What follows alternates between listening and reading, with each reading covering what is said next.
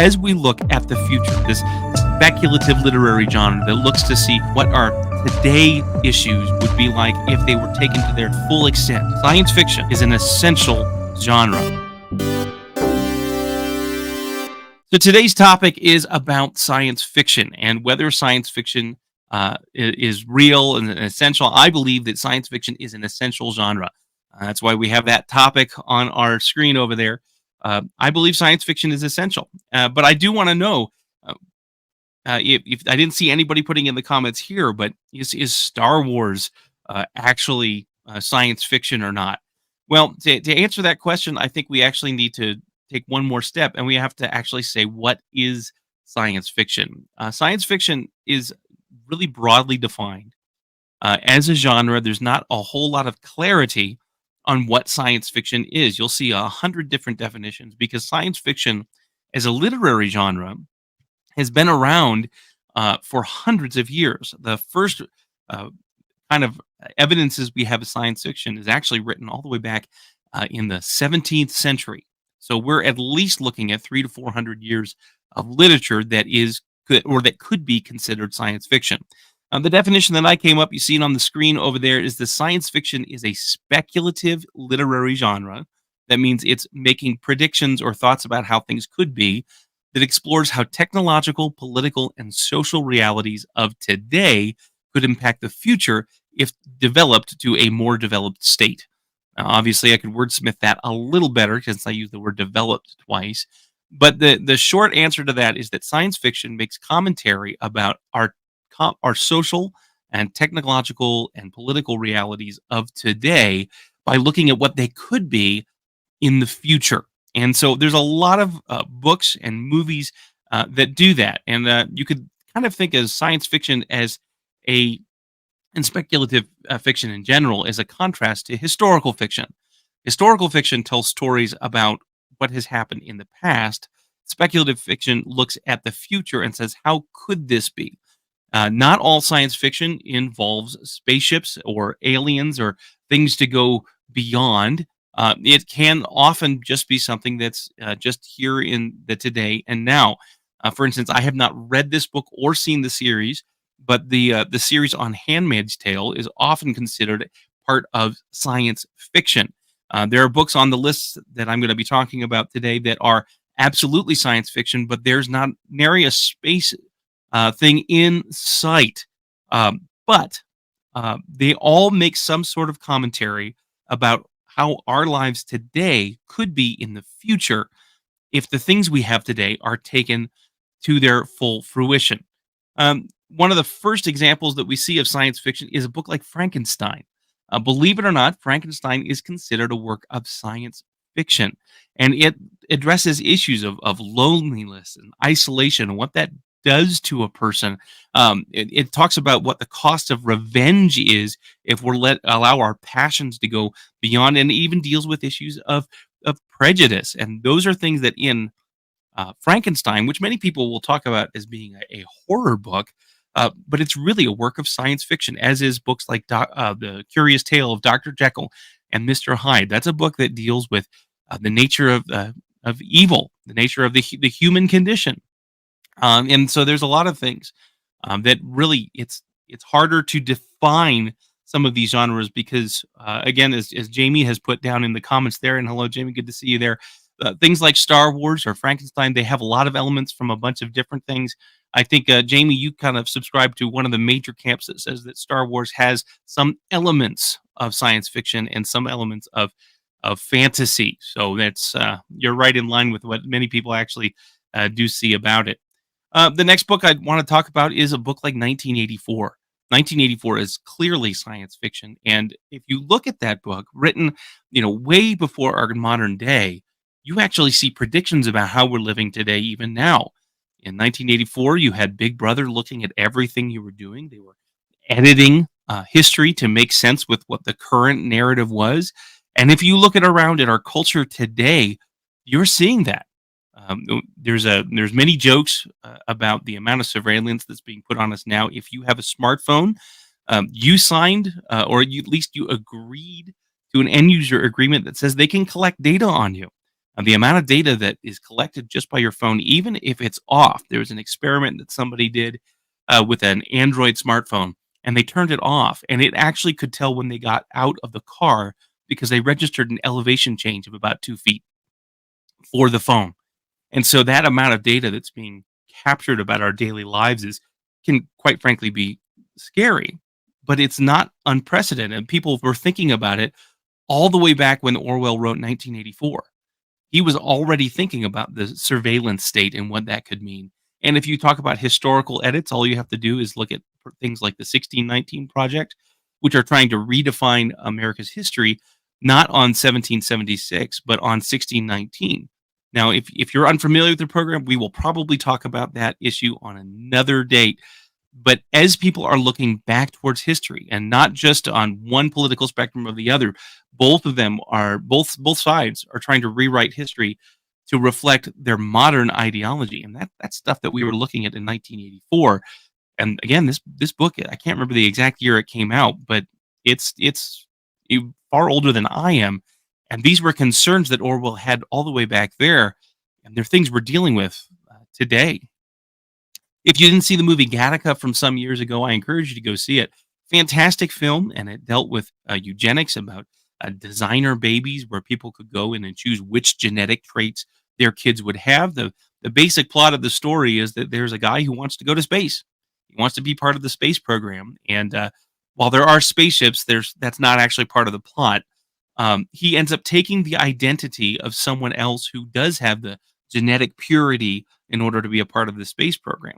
Even though he has to wear glasses and those kinds of things, he works hard in order to be able to do things that society says he can't because he doesn't have the right genes. He's not a designer baby. He was born naturally, and I don't need to go to details of that because this is a family-friendly page.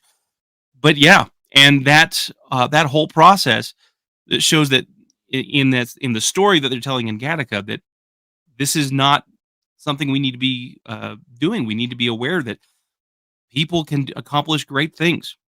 It's a great film. If you haven't seen it, I highly encourage you to.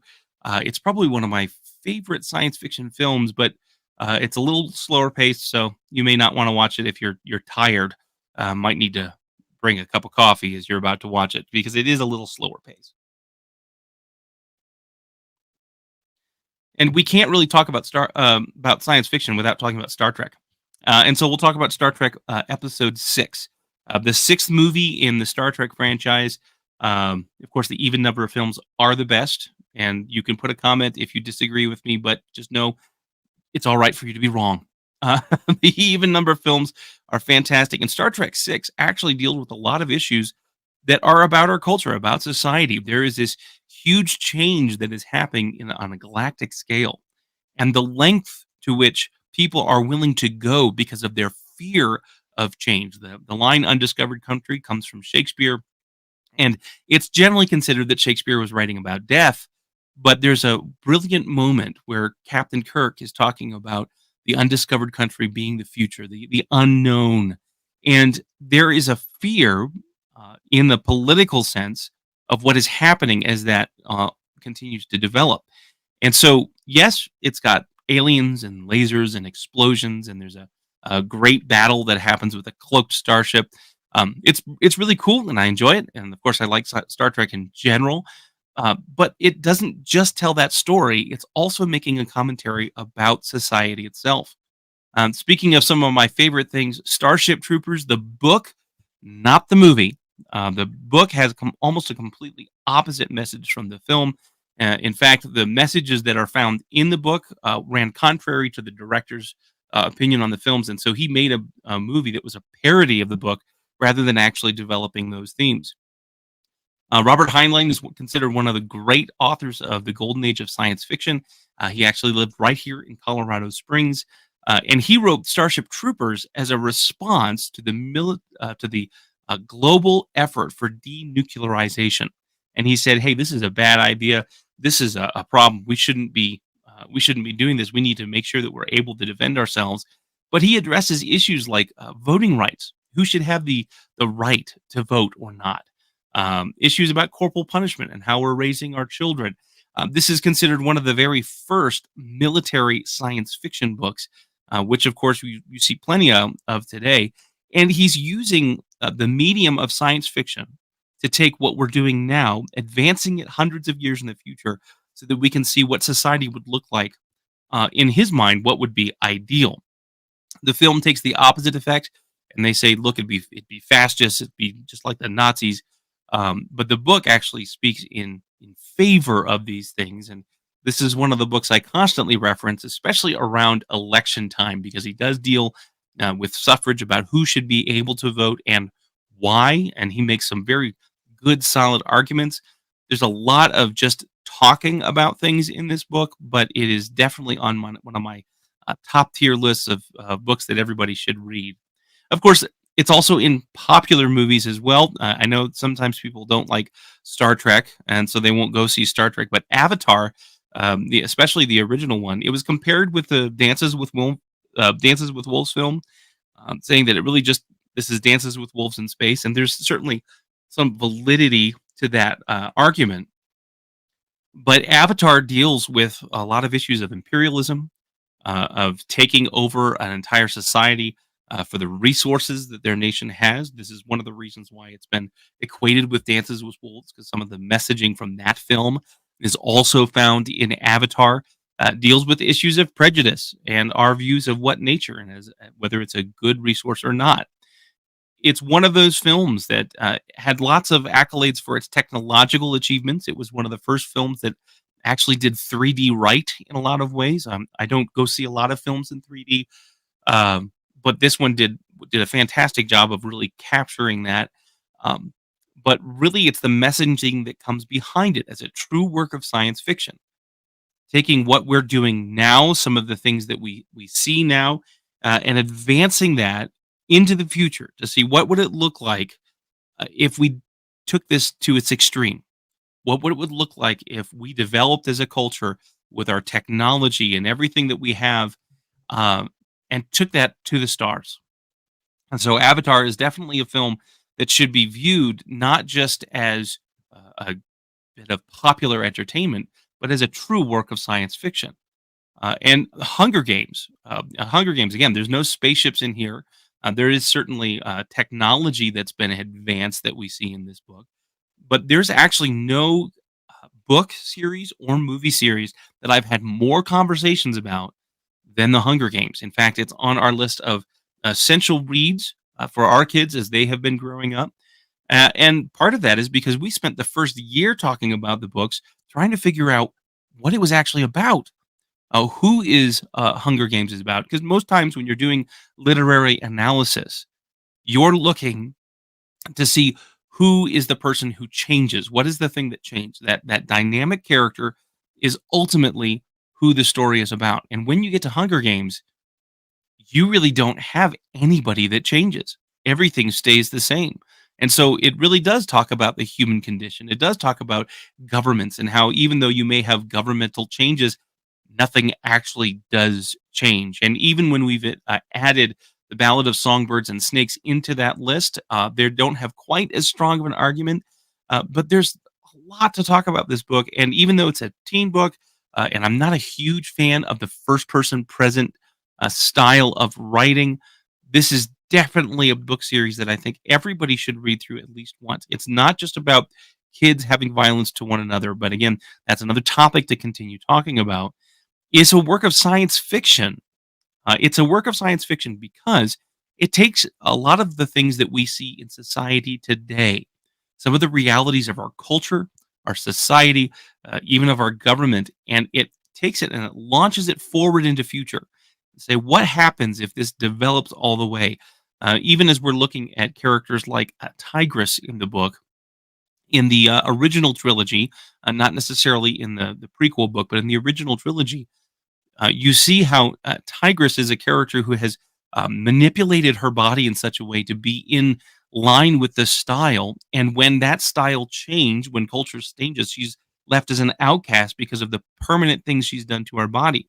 It doesn't take much to see how that parallels many of the trends that are happening even now today, which is why we need to read science fiction. There are issues that are going on in our culture, in our society. This is why I really do feel that science fiction is an essential literary genre that we need to be reading. We need to be having conversations about it. We need to be going to see films that talk about it, because there are some things in our society that are difficult to talk about, that are awkward, and sometimes we don't necessarily see the implications of what's happening right now. We talked about Gattaca as one of those movies that I really enjoy. If you look at today, particularly with the Alabama Supreme Court ruling on in vitro fertilization, it's come to light a lot of how that process works, and the idea that you're hearing people talking about which children they're going to choose out of those things because of the genetic traits that they have that are more favorable.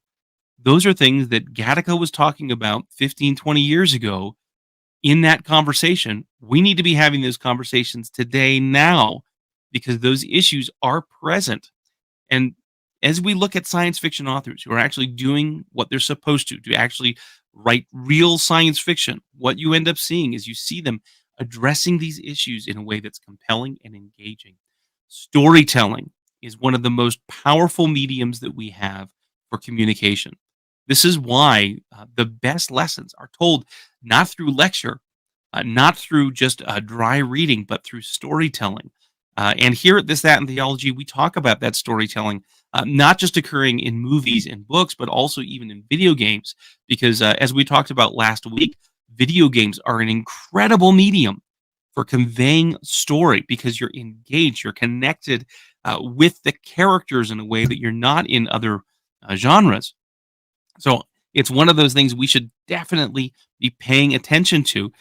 We need to be telling stories because they're one of the best ways of communicating truth. Even Jesus used parables as a way of communicating those things, because 2,000 years ago, we had already figured out that storytelling is one of the best ways of teaching.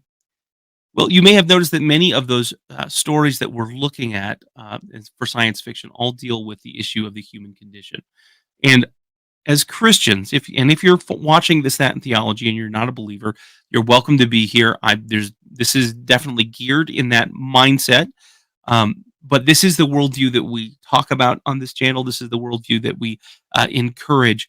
But the Christian worldview has a view on the human condition. And those science fiction stories, the ones that are there, I mean, Star Trek is a little weird, because it does see that the future is something that's very bright and hopeful, that eventually we get to a utopia.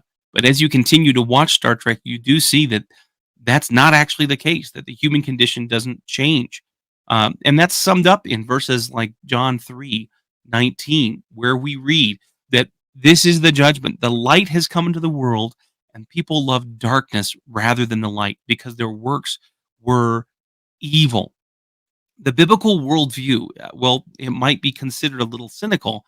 The biblical worldview says that we have all fallen and that we will all choose darkness. And apart from the gospel, that even though we may do things that are good to a certain degree, the human heart is evil. One of the reasons why communism, for instance, and Marxism is so insidious is that on paper, the idea of socialism is something that looks really good.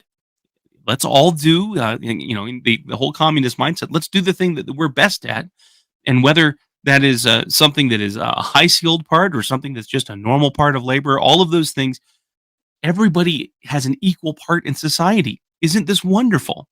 But the human condition says that those who are in power will take advantage of those who are weak, and so that dynamic that, of course, the socialists today are saying everything is broken down between those who are oppressors and sufferers. The reality is that because of the human condition, because of a biblical worldview, we understand absolutely that's going to be the case. And it doesn't matter who's in power, their human nature will still be there. And so we look at this and we recognize this. And when we look at science fiction, all the best science fiction stories recognize the development of human condition, human nature, even in the future. It's one of the reasons Hunger Games is so good, is because the Hunger Games recognizes that Apart from an external outside influence of the gospel, things will never change. That's why we read in Ephesians chapter 2, we were dead in our trespasses and the sins that you once walked, following the course of this world, following the prince of the power of the air, the spirit that is now at work in the sons of disobedience, among whom we all once lived in the passions of our faith. Carrying out the desires of the body and the mind, we were by nature children of wrath, like the rest of mankind. This is the human nature. This is the human condition. This is what we see time and time again in the best stories, and particularly in science fiction. But again, the good news of the gospel is summed up in the next two words, but God, being rich in mercy because of the great love with which he loved us, even when we were dead in our trespasses, made us alive together with Christ. So why do we tell science fiction stories? Why do we read them? Why do we look at them? Why do I say it's essential? Because as we look at the future, as we look this speculative literary genre that looks to see what our today issues would be like if they were taken to their full extent, what they would look like in the future if they continue to develop. It doesn't matter how good things get, what technological advances we have. It doesn't matter how utopian of a society we're able to create. Apart from the gospel, things will ultimately divulge into chaos, in brokenness, in the strong taking advantage of the weak. We need the gospel because in our rottenness, in our sinfulness, God sent his son to redeem us, to give us a new nature, to give us a new heart, so that we can live not just for the benefit of our fellow man, but ultimately for our eternal destiny.